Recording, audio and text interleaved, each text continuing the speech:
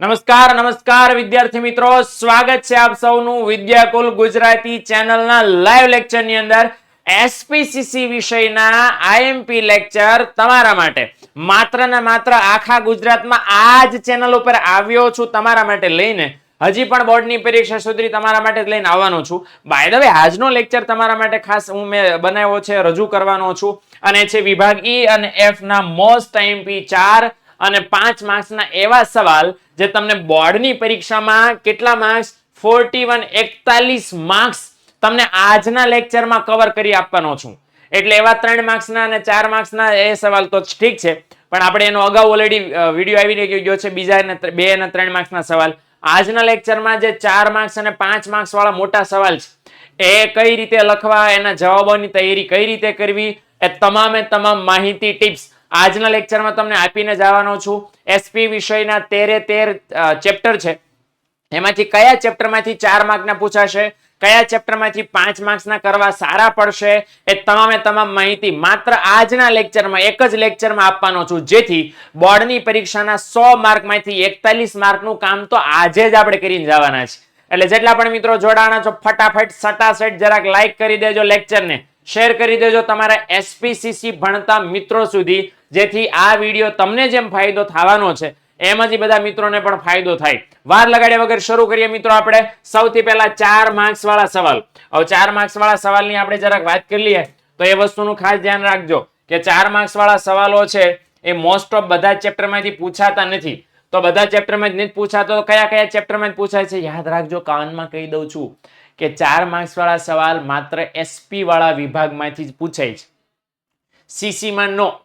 Okay, એટલે 4 marks વાળા સવાલ છે વિભાગ એસપી, જે એસપી ના 7 ચેપ્ટર છે એમાંથી જ પૂછાય છે. અને કયા કયા એમાં પણ આઈએમપી છે એ હું જરાક તમને કહેવા જઈ રહ્યો છું. સૌથી પહેલો સવાલ જે તમારે ખાસ કરવા જેવો છે, શેર અરજીની વિધિ.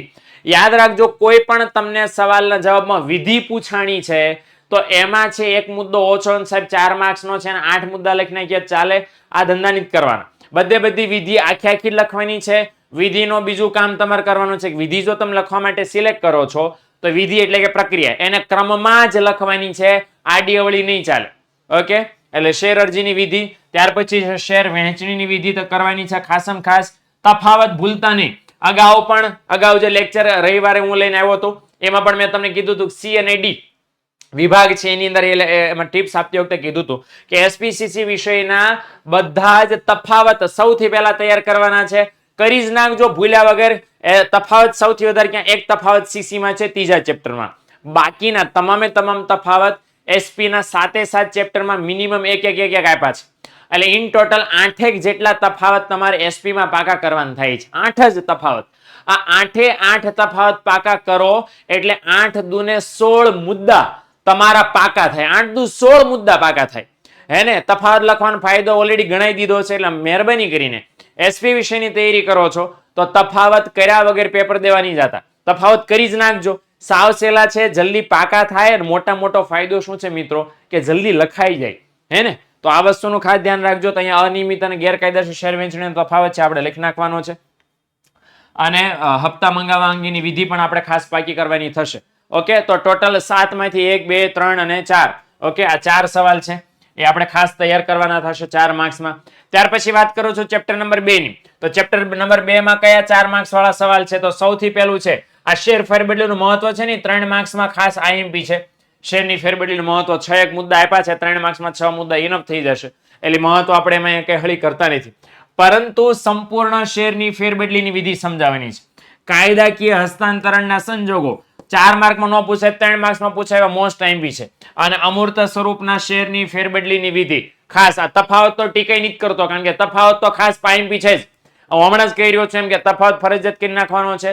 7 ચેપ્ટરમાં એક તફાવત છે જ. માર્કની ગણતરી રાખ્યા વગર આખો કરી નાખજો, એટલે ટેન્શન નહીં. ઓકે, તો ચેપ્ટર નંબર 2 માંથી આટલા આઈએમપી ક્વેશ્ચન છે જે તમારે ખાસમ ખાસ મિત્રો ધ્યાનમાં રાખવાના છે. આગળ ત્યાર પછીની આપણે વાત કરીએ. ચાલ, ચેપ્ટર નંબર 3 ડિબેન્ચર, 4 માર્ક્સના સવાલ. આમાંથી કયા પૂછાય? તો સૌથી પહેલા તફાવત છે, ઓલરેડી મેં કહી દીધું એમ. અને બીજું ખાસ આ ધ્યાન રાખજો, ડિબેન્ચર ફેરબદલીની વિધિ. આ 2 જ સવાલ એવા છે. આ સવાલ ચોથો સવાલ 4થા ચેપ્ટરનો છે, એટલે એને અત્યારે ડિસ્કસ આપણે નથી કરવા માંગતા. પણ આ 3 માંથી 2 સવાલ મોસ્ટ આઈએમપી છે, 3જા ચેપ્ટર એસપી માંથી. હાલો આગળ વાત કરીએ નંબર 4. ત્યાર પછી સભ્યપદની આમાંથી કયા 4 માર્ક્સ વાળા સવાલ પૂછાઈ શકે? સૌથી પહેલો સવાલ જે હમણાં પણ આવ્યો હતો, બરાબર ખોટી જગ્યાએ ઘૂસી ગયો હતો, તો સભ્યપદના અંગના સંજોગો. આમ તો આ ચોથું ચેપ્ટર સાવ નાનું છે મિત્રો, આ કરવા જેવું ચેપ્ટર છે. કેમ? આ 3 મુદ્દા કરો ને એટલે પાઠ આખો પૂરો થઈ જાય. ખાલી ઓલા સભ્ય શેર હોલ્ડર નો તફાવત વધે, બાકી બધું આવી જાય સામે. તો અંતના સંજોગો, સભ્યપદ કોણ કોણ મેળવી શકે એ અને મેળવવાની રીત. મારું માનો તમારે મેક્સિમમ માર્ક્સ સ્કોર કરવા છે. આમ તો આમાં આઈએમપી કયા છે? આ 2. ઓકે, તમે એમ કે સાહેબ ના અમારે ઓછામાં ઓછું કરીને આખું ચેપ્ટર કરી નાખવું છે, તો બોર્ડની પરીક્ષામાં આખું ચેપ્ટર ચોથું ચેપ્ટર થઈ જાય છતાંય ઓછું કરવું પડે, એવું કંઈક વચ્ચેનું સોલ્યુશન આપો ને તો જો છે મારી પાસે, તમારી પાસે. ઓકે, આમાં બરાબર કોઈ પણ તમારે શું કરવાનું છે? આના મિનિમમ બધાના 4 મુદ્દા બધાના કરી નાખવાના છે. કેટલા મુદ્દા?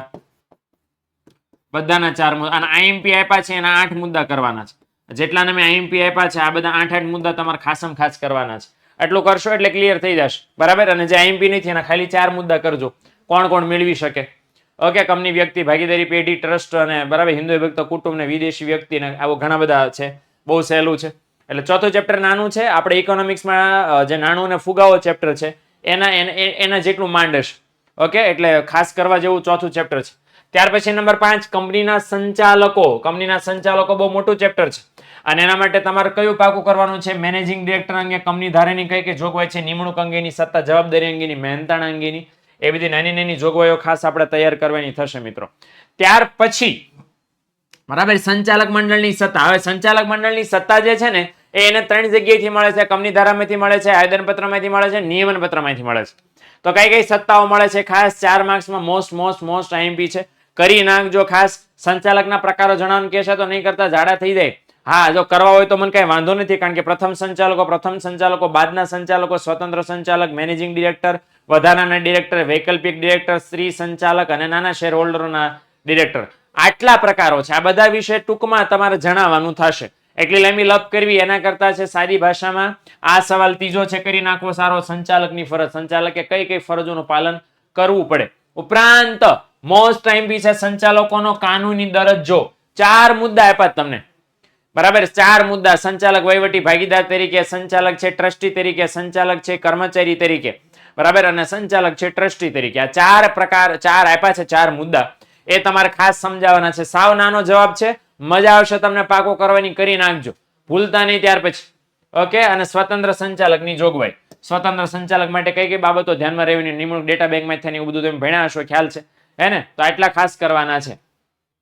ઓકે, તો આટલા અહીંયા સુધી મેં કીધા, બરાબર. 1 2 3 4 5 આ 5 ચેપ્ટર માંથી 4 માર્ક્સ વાળા સવાલ પૂછાવાના છે. ઓલરેડી મેં તમને કહી દીધા છે આઈએમપી કયા કયા છે. ખાસ પાકા કરી નાખજો, માત્ર ને માત્ર તમારા માટે છે. ક્લિયર થઈ ગયું? હવે આપણે શરૂ કરીએ છીએ 5 માર્ક્સ વાળા સવાલોનો વિભાગ, એટલે કે વિભાગ F. ઓકે, વિભાગ F ની અંદર આપણે કયું કામ કરવાનું છે? તો માત્ર ને માત્ર પત્ર છે. મારી સલાહ માનો તો હું તમને ફટાફટ કહી દઉં છું કે કયા કયા ચેપ્ટર એવા કે જેમાંથી 5 માર્ક્સ વાળા પત્રો કરીએ તો અમને વિભાગ F માં 25 માંથી 25 માર્ક્સ આવે. મારા ડાયા દીકરાઓ, તમારે કરવાના છે માત્ર સીસી ના 4 ચેપ્ટર 1 2 3 4 ખતમ થઈ ગયું. 4 ચેપ્ટર કરશો ને વિભાગ F માં 25 માંથી 25. કઈ રીતે? તો એના જેટલા પત્ર નમૂનાના આપ્યા છે ને ચોપડીમાં જોઈ લ્યો ભાઈ, કામ ખતમ. હું તમને દરેક ચેપ્ટરમાં કહેતો જવાનો છું કે કયા ચેપ્ટરમાં કોણ પત્ર લખે મોટે ભાગે અને કોણ પત્ર મેળવે મોટે ભાગે. ડન? હાલો, સૌથી પહેલા વાત કરું છું બેંક વાળો પત્ર છે. બેંકમાં સૌથી પહેલા લખનાર કોણ હોય છે? હંમેશા ગ્રાહક. ગ્રાહકમાં કોણ હોઈ શકે? તો ગ્રાહકમાં વ્યક્તિ પણ હોઈ શકે ને ગ્રાહકમાં સંસ્થા પણ હોઈ શકે, હે ને? એટલે જો ગ્રાહક લખતો હોય તો ગ્રાહકનું નામ ને સરનામું બધું અહીંયા આવશે. વ્યક્તિ, બરાબર, વ્યક્તિ હોય ગ્રાહક તરીકે, પણ ગ્રાહક તરીકે કોઈ સંસ્થા હોય, ચંપક લિમિટેડ કરીને બેંકને કઈ કામ હોય ચંપક લિમિટેડ ને, તો ચંપક લિમિટેડ નું નામ વચ્ચે આવશે ને પછી એનું સરનામું સાઈડમાં. સામેની બાજુ મેળવનાર હંમેશા ફિક્સ રહેશે. મેળવનાર કોણ હોય છે ભાઈઓ બહેનો? મેળવનાર હોય છે બેંક મેનેજર શ્રી, જે તે બેંકના, બરાબર ને? બેંકના હેડ કોણ હોય? બેંક કામ ગમે હોય, ખાતું ખોલાવવું છે, બંધ કરવું છે, ડેબિટ કાર્ડ ખોવાઈ ગયું, ક્રેડિટ કાર્ડ ખોવાઈ ગયું, ચેક ખોવાઈ ગયો, નવો લખો, પાસબુકમાં ભૂલ કરી, કર્મચારી ગેરવર્તણૂક કરી, કાંઈ પણ વીમા પ્રીમિયમની સુવિધા તમારે કરી છે, આરટીજીએસ, એનઈએફટી, વોટસોએવર, બેંક સાથે કોઈ પણ કામ કરવું છે, ફરિયાદ, વિનંતી, સેવા પત્ર કંઈ પણ, તો તમારે છે કોને લખવાનો છે? Bank manager. કારણ કે મેઇન માણા કોણ બેંકમાં? Bank manager. એને લખવાનું છે, પછી બેંકનું નામ. હવે ફોર એક્ઝામ્પલ અહીંયા છે અર્જુન પી દલાલની પાસબુક છે, એમાં ભૂલ કરી છે બેંકે, બરાબર, જે એન્ટ્રી નોંધવાની હતી કરતા ખોટી એન્ટ્રી નોંધી નાખી છે. ભૂલ ઘણા બધા પ્રકારની હોઈ શકે છે પાસબુકમાં. 699 લખવાના બદલે 699 લખવાના હતા, એના બદલે 996 લખી નાખ્યા છે. જો કે સારી વાત કહેવાય, પણ હિસાબમાં તો ભૂલ કહેવાય, હે ને. 12,096 જમા કરાવ્યા હતા અને 1296 જમા કર્યા છે. તો આ બધી ભૂલ પાસબુકની ભૂલ કહેવાય. પેલા કેશિયરે ટાઈપિંગ વખતે એકાદો આંકડો દબાવવાનો ભૂલી ગયા હોય, પ્રિન્ટ થઈને આવ્યો હોય તેને ખબર પડે કે આમાં તો ભૂલ છે, મેં તો વધારે જમા કરાવ્યા. ઓકે, એટલે આ ભૂલ અંગે ફરિયાદ કરતો બેંકને પત્ર લખો. તો લખનાર છે અર્જુન દલાલ, ગ્રાહક છે, એનું અહીં ક્યાંય વચ્ચે નહીં આવે, એનું સાઈડમાં જ બધું આવશે. સામેના પક્ષે છે કઈ બેંક છે, ગંગા નાય, આપણને કીધું નથી કઈ બેંક છે. તો પછી બેંકનું નામ ઘરનું બનાવવાનું. સૌથી પહેલા સંબોધનમાં શું લખાય? Bank manager Shri Champak bank limited અને ફલાણો ફલાણો વિસ્તાર, પિનકોડ નંબર, વિષયમાં લખવાનું પાસબુકમાં થયેલી ભૂલ અંગે. અને પછી 3 પેરેગ્રાફ મિનિમમ થવા જોઈએ. છેલ્લે આપનો વિશ્વાસુ અર્જુન દલાલ અને એની સહી. આટલું કરશો એટલે 5 મળશે, પણ કરવું પડશે એટલું મિત્રો, બરાબર. બીજો પત્ર ત્યાર પછી છે જમા રાશિ હોવા છતાં આપનો ચેક બેંક દ્વારા અમાન્ય કરવામાં આવ્યો. મતલબ તમે બેંકમાં ચેક લખ્યો, પણ બેંક વાળાએ શું કીધું, તમારા ખાતામાં પૂરતું બેલેન્સ જ નથી, એટલે તમારો ચેક રિજેક્ટ થાય છે. ઓકે, પણ મને તમને ખબર છે કે ભાઈ આપણા ખાતામાં તો પૈસા હતા એટલે તો ચેક લખ્યો. તો બેંક વાળા ખોટું કારણ દર્શાવીને ચેક રિજેક્ટ કરે છે, તો બેંકની ભૂલ કહેવાય. એટલે આપણે એને પત્ર લખીને ફરિયાદ કરવાની છે કે ભાઈ મેં મારા ખાતામાં બેલેન્સ ચેક કર્યા પછી જ પત્ર લખ્યો હતો. ફોર એક્ઝામ્પલ તમે 5,000 નો ચેક લખ્યો અને પછી છે પહેલા ચેક કર્યું બેલેન્સ, તો બેલેન્સ 12,000 રૂપિયા હતું. તમે 5,000 નો ચેક લખ્યો તો ઓબ્વિયસલી 12,000 બેલેન્સ હોય, 5,000 નો ચેક તો મંજૂર થાય જ, ગેરંટી મંજૂર થાય. તો બેંક વાળા એવું કીધું તમારા ખાતામાં પૂરતું બેલેન્સ નથી, એટલે ચેક રિજેક્ટ કરવામાં આવે છે, હે ને. તો આપણી પ્રતિષ્ઠાને તો હાનિ થાય ને કે 5,000 રૂપિયાનો ચેક કેન્સલ થયો તમારો. હવે એટ એ ટાઈમ ત્યારે ફરિયાદ કરવાની કે ભાઈ મેં ચેક આટલો લખ્યો હતો, મારા ખાતામાં એટલું બેલેન્સ હતું, ચેક કરીને જ લખ્યો હતો, તો કેમ નો ચેક મંજૂર કરવામાં આવ્યો, એવી ફરિયાદ આપણે આની અંદર કરવાની થાય. ક્રેડિટ કાર્ડ ખોવાઈ ગયું છે, બેંકમાં બેઠો, બેંકમાં નહીં સોરી માફ કરો, ચોપડીમાં બેઠો આપ્યો છે, પુસ્તકમાં આના વિશે બરાબર ખબર નથી કઈ બાજુનું પેજ છે, પણ તમને બેઠે બેઠો આપેલો છે, ખાસ જોઈ લેજો, તમને ખ્યાલ આવી જશે. મોટાભાગના પત્ર એવા છે કે ચોપડીમાં બેઠા નમૂના સ્વરૂપે આપેલા છે, એટલે તમે તૈયાર કરશો તો પણ તમને ઈઝી પડશે. અને પંજાબ નેશનલ બેંક સુરતમાં ખાતું ધરાવો છો, બેંકના કર્મચારી દ્વારા અસભ્ય વર્તન થયું છે, તો આ પણ બેઠે બેઠો છે. ડીમેટ ખાતું ખોલવાનો પત્ર પણ બેઠે બેઠો આપ્યો છે, અને ચેક ખોવાઈ ગયો છે, ચુકવણી અટકાવવાની જાણ કરતો પત્ર બેંકને લખવાનો છે. આ બધા છે તમને પુસ્તકમાં મળી રહેશે. પુસ્તક સિવાય બીજે ક્યાંય ફાફા મારવા નહીં જતા. એટલે એક પહેલો જે પત્ર છે વિભાગ F ની અંદર, આ પહેલા ચેપ્ટરમાંથી હોવાનો છે. બીજા ચેપ્ટરમાંથી યાદ રાખજો કે આ બીજું ચેપ્ટર છે એ સોનાની લંગડી કહેવાય આપણા માટે. કેમ ભાઈ? લંગડી નહીં હો, સોનું કહેવાય. કારણ કે બીજા ચેપ્ટરમાંથી બે સવાલ, 5 માર્ક વાળા 2 પત્ર પૂછવાના છે. તો આને કઈ બાકી મુકાય ભાઈ? 13 માર્ક્સ નું છે, એમાંથી 10 માર્ક્સ તો બસ 2 સવાલમાં જ મળવાના છે, હે ને. એટલે ખાળકુવા ને નગરપાલિકા ને આ પાલિકા ને ઓલી પાલિકા 2 સવાલ, આમાંથી 5 માર્ક્સ વાળા 2 પત્ર. સવાલ એટલે પત્ર જ પૂછવાના છે. અને બધા નમૂના જે આઈએમપી છે બધા કહી દીધું. ખાળકુવા ઉભરાઈ ગયા છે, એની સફાઈ માટે પત્ર લખો. ગુજરાત એજ્યુકેશન સોસાયટી એક જ ટેલિફોન ઉપર સમાંતર આપણે બેઠો લખ્યો, ચોપડીમાં આપેલો છે નમૂનો. પાલડીને અપૂરતા પાણી પુરવઠાની ફરિયાદ કરતો પત્ર રમેશ પટેલ વતી પાણી પુરવઠો, આ પણ બેઠો આપેલો છે ચોપડીની અંદર. કરજો, ખાસ તમારા માટે છે આ બધું. હાલો, ત્યાર પછી તમારા વિસ્તારમાં ટ્રાફિકની સમસ્યા વધી છે, નિરાકરણ માટે ટ્રાફિક પોલીસ ફાળવવાની વિનંતી કરતો પત્ર લખવાનો. સિટી બસ સેવા અનિયમિતપણે ચાલી રહી છે, અને પાન મસાલા અને ગુટખાનું વેચાણ છે તમારી શાળાની આજુબાજુના વિસ્તારમાં થઈ રહ્યું છે, તો આચાર્યશ્રીને આ પત્ર ખાસ લખવાનો છે. તો 6 પત્રો છે, 6 માંથી 2 પૂછાવાના છે. સારું કહેવાય ને? એટલે કરી નાખજો, બાકી નહીં રાખતા, નહીતર નુકસાન તમને થશે. ઓકે, હાલો, નિકાસ પરવાનો એક કરી નાખજો. ચોપડીમાં બેઠે બેઠો આપ્યો છે, ડોક્યુમેન્ટ્સનું લિસ્ટ આપ્યું છે કે કયા કયા ડોક્યુમેન્ટ છે એ તમારે ખાસ કામમાં રાખવાના છે. ઓકે, તો એ જે ડોક્યુમેન્ટ તમારે ખાસ ધ્યાનમાં રાખવા પડશે એ નિકાસ પરવાનાના પત્રની અંદર કરવાના થશે. ક્લિયર થઈ ગયું? હાલો, ત્યાર પછી આગળ આપણે વાત કરીએ તો ચેપ્ટર નંબર 3 આંતર વિભાગીય અને કર્મચારી વિષયક પત્ર વ્યવહાર. એમાંથી એક સવાલ ખાસ પૂછાવાનો છે, મતલબ એ પત્ર જ પૂછાવાનો છે. અજમાયશી સમયગાળો. અજમાયશી સમયગાળો કોનો હતો? કર્મચારીને ભરતી કર્યો ને ત્યારે એવું કીધું કે તને ભરતી કરીને નોકરી આપશું તો ડાયરેક્ટ તને કાયમી કરી નાખવાના નથી. 3 મહિના, 6 મહિના, 1 વર્ષ તને અજમાવશું કે તું કેવું કામ કરીને આપે છો, પછી કંપનીને યોગ્ય લાગશે તો તને કાયમી ધોરણે નિમણૂક આપશું. આ જે સમયગાળો ફોર એક્ઝામ્પલ કર્મચારી નિમવામાં આવ્યો ત્યારે 3 મહિનાનો હતો. 3 મહિના પૂરા થવાના એ 5 દિવસની વાર હતી, તો કંપનીને લાગ્યું કે આ ભાઈને હજી થોડોક વધારે ઘસવો પડે એમ છે, તો આપણે નિર્ણય લઈ શકીએ કાયમી કરો કે ન કરો.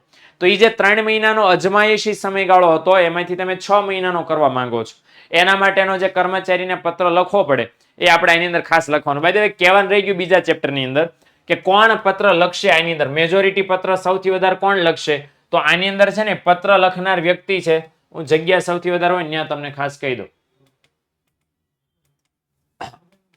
ઓકે ચલો અહીંયા તમને ખાસ કહી દઉં છું કે અહીંયા પત્ર લખનાર કોણ આવશે, તો લખનાર આવશે નાગરિક.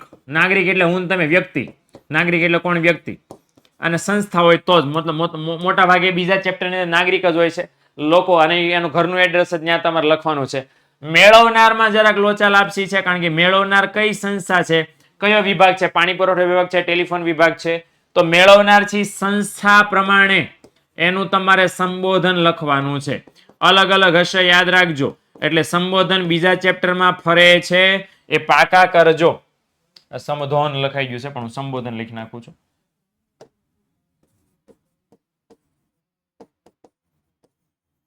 ઓકે હાલો, તો આટલું ખાસ કરી નાખજો બીજા ચેપ્ટરમાં. ત્રીજા ચેપ્ટરની વાત કરું છું તો ત્રીજા ચેપ્ટરમાં કોણ લખે છે પત્ર, યાદ રાખજો. ત્રીજા ચેપ્ટરમાં 99%, કેટલા, ત્રીજા ચેપ્ટરમાં 99% પત્ર લખે છે કોણ, કંપની કે સંસ્થા.